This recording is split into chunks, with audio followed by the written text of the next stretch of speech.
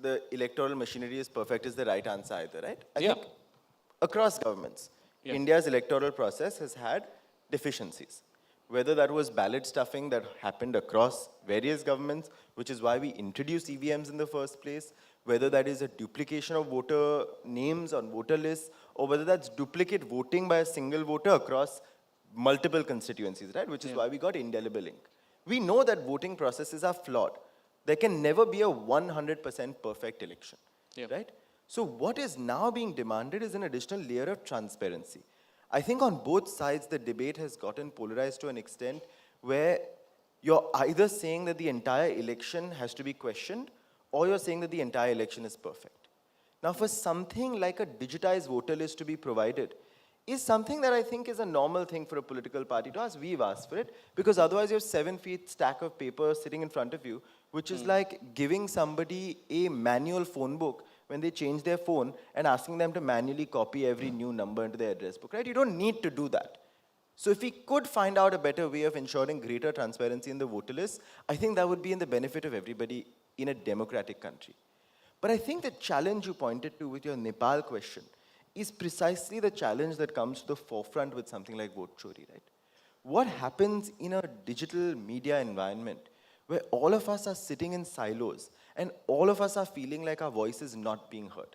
You know, all of us are constantly agitated. We're all thinking that my issue is not important enough, my issue is not being heard enough, why is this being discussed and not that being discussed? I know Gurme had also yelled at me for this when I did this, but you know, when the vote chori incident happened, the stray dog incident happened as well. And there were so many people being like, nahi, tum kutto ke liye baat kar rahe ho, vote chori ke liye nahi baat kar rahe ho, anti-national. From the other side as well, right? So I think we have to find some way, systemically, in a country that is this large, to figure out how do we talk to each other, right? Because otherwise, everyone is feeling left out, and everyone is feeling like they're a minority or they're minoritized, and they're sort of having their opinion taken away from them. And that's not healthy for the opposition, that's not healthy for the government, I don't think that's healthy for anybody. Well put. And thank you for steering back to Nepal in the context of what's happened there. Do you have anything to add without getting political? On a without politics getting party panel, specific. without getting No. political. You can be political, God, that's but a tough not job. party specific. No, I think something about Nepal that I do have to add would be, there's a lot of conversation about it, but the moment when those protests erupted and when all the resignations happened, it was a response to the state curbing people's freedoms. I know there was a lot of conversation, is this, are the Nepal Gen Z protests a response to corruption? Are they a response to social media being banned? But it was very simply a response to young people have strong feelings and the state has taken away their right to speak.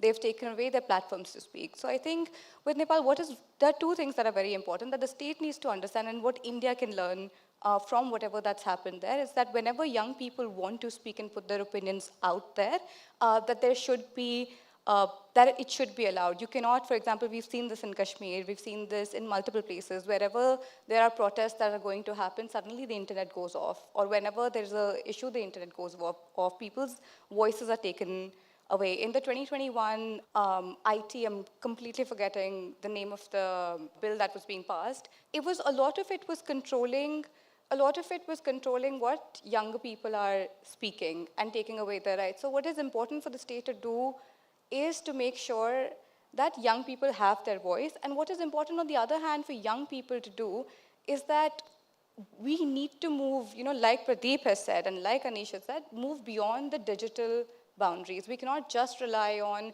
reels, memes, jokes, even opinions, or even TV debates. That we do need to organize and we need to hold our people responsible. We need to ask for resignations whenever a situation like that arises. And I think in India, we're not doing that. We have situations where an issue will come up to the forefront, and we'll talk about it, we'll debate about it, there will be multiple narratives about it, but on ground, there is no organization by young people. I don't know if there are any civil societies working on a large scale where they're organizing around multiple issues that impact young people exclusively. So I think those are some things that we really need to work on. I think moving beyond the internet and on ground is extremely important. Yeah, you've actually agreed with each other, which I'm very happy about also. I No, one second. disagree. I have a question. Allow I have me. a question. I just want to ask, what is she trying to indicate? Is she trying to indicate that what happened in Nepal should happen in the country? Let me ask you actually. I want on to this. ask you. No, let me ask you. Can I say No, one what second. What are I'm you trying to indicate Guys, when you guys. say that youth should be mobilized? Can you just explain? Okay, that? actually, 100%, my I don't- question directly ties into this, which I want to ask. And if you feel like it doesn't, then we can go back to your question. You own the media company.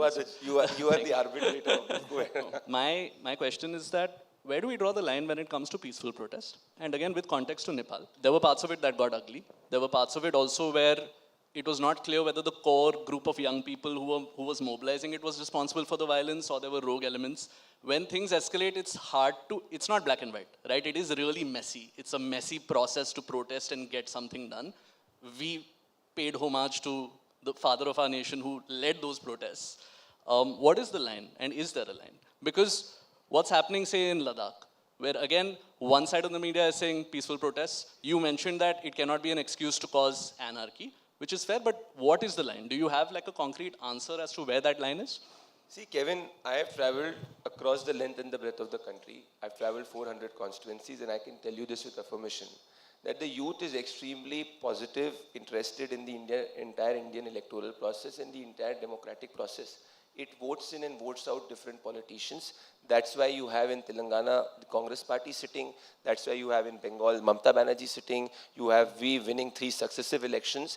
And in a democratic setup, which is set up by Baba Saheb Bhimrao Ambedkar, the constitution, the most legitimate way of expressing your political opinion is through a ballot. And if you believe that a government has not done correctly, you can express your ballot option in the next successive election. So if, for instance, that the Congress party's narrative is correct, you would see that result happening in one of these elections or the Bharatiya Janata Party's election. Now let us come to protest. If you go to the primacy of the Indian Constitution, the Indian Constitution gives you the right to peaceful protest. That is what 19(1)(a) say. But at the same time, there is 19(b), which says that there are reasonable restrictions.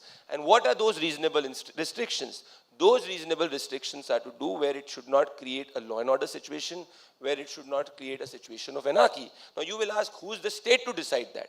Well, the state can definitely curb it, but the ultimate arbitrator of it is the Supreme Court and the courts of this country. That is where you have the courts, everybody going to the court for an anticipatory bail or a restriction order or saying that this protest should happen. So the government is not the final arbitrator to decide which is correct, which is not. But if the government has an intelligence, then the government definitely has the right to curb anarchy. And that, I'll give you an example. Delhi riots happened, remember? There were two, I would say, separatist name, and you can Google, Umar Khalid and Sharjeel Imam. A large chunk of the media had painted those as poster boys of freedom of expression. What did Sharjeel Imam say? Sharjeel Imam said that he wants to take out the chicken neck from a part of the country. That is seditious in nature. If you want to take a part of the country out of it, it's seditious in nature. We arrested Sharjeel Imam. He's still under NSA, under UAPA, and he's still behind bars in the Supreme Court or any High Court has not given bail. Umar Khalid, he tried to incite Delhi riots. Entire lobby of Gurmer and the Congress ecosystem tried to stop Umar Khalid from coming out of bail. What has the court still now said? The courts have said that the case is, he will be behind bars. The court is not hearing the bail sorry? plea also. They've not heard the bail plea also. That is for the lawyers of Umar Khalid to decide. If you read Mr. Chandrachud, who was the Chief Justice, why have they asked for repeated adjournment? That is for them to decide. That is not our case out here. I'm just telling you what is the state matter right now. So the state the state acted. The court believed that what the state has done is correct, and that's why they are behind bars. So if the court, in many cases, for instance, with a lot of journalists you've seen, where the state has acted in excess, the courts have provided immediate anticipatory bail or immediate bail because of their freedom of expression. But a separatist element, an urban Naxal, or an individual who wants to create an anarchy, and I want to tell the youth of this country, the most legitimate way of expressing your public opinion is get into politics, be a public representative, vote a political party, whether it is us, Congress or anybody, but do not get into Rahul Gandhi's entire plan of coming on the streets, because it will be you whose future will suffer. Look around the world. Look around every country that Kevin is speaking about and see what has been the final conclusion. Has it improved that country? Has it led to a better system, whether it is Bangladesh or any other system? You will be the best judge to know. Thanks for watching. If you enjoyed the video, don't forget to like, subscribe and share.